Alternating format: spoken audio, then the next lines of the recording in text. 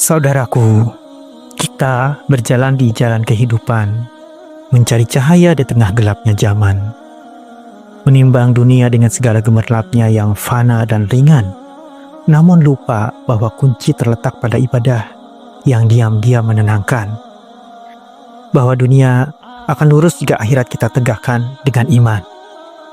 Ibadah adalah jantung kehidupan, denyut yang menyalakan arah. Tanpanya, dunia seperti hamparan pasir yang tertiup angin tanpa arah. Imam Hasan al-Basri berkata, dunia ini hanya 3 hari, kemarin telah pergi, esok belum pasti, maka hari ini milikmu untuk beramal dan ibadah. Dan betapa kita lalai, menukar mutiara akhirat dengan bayangan fata morgana yang rapuh. Sholat tepat waktu adalah mahkota amal, janji yang tak boleh ditunda. Ia bukan sekadar gerakan, tapi janji setia seorang hamba pada Tuhannya. Ibnul Qayyim berkata, sholat adalah penyejuk hati orang-orang yang mencintai Allah. Maka siapa yang menjaga waktu sholatnya, dialah yang menjaga dunia dan akhiratnya. Saudaraku, bagi para lelaki, masjid adalah rumah kedua, tempat sujud yang mulia. Janganlah engkau abaikan panggilan azan, karena di sana berkumpul para jiwa. Abdullah bin Mas'ud berkata, barang siapa ingin bertemu Allah esok dengan selamat, hendaklah ia menjaga sholat-sholat ini di mana azan dikumandangkan.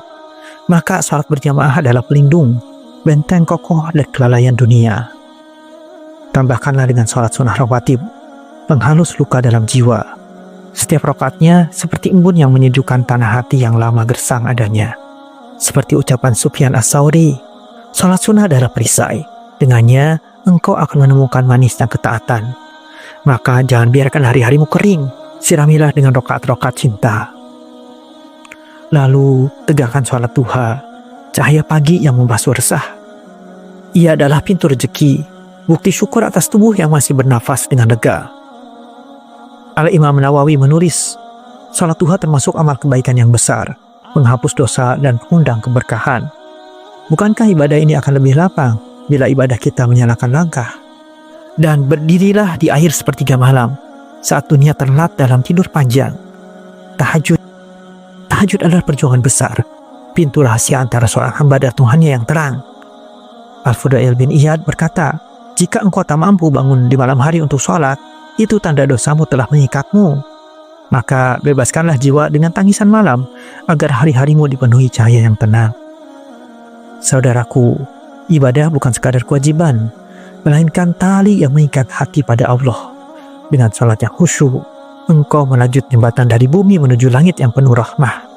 Dunia ini hanya sementara, sedangkan akhirat adalah tanah abadi, tempat berpijak selamanya.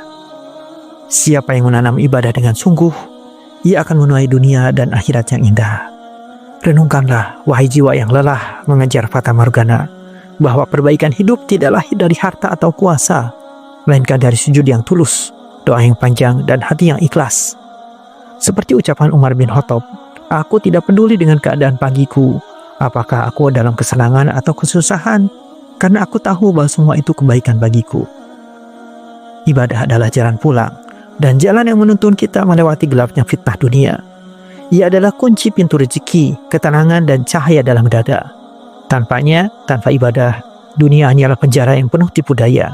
Namun dengannya, dunia menjadi taman yang menuntun kita ke surga.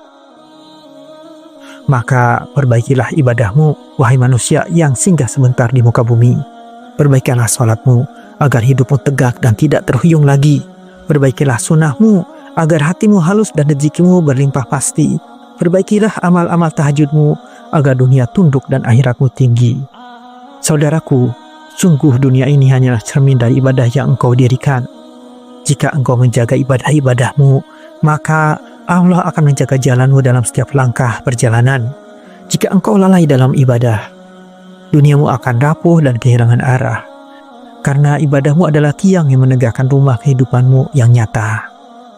Maka, dengarlah bisikan hatimu saudaraku, renungkanlah dengan jujur, bahwa dunia tak akan pernah benar jika akhiratmu retak dan kabur.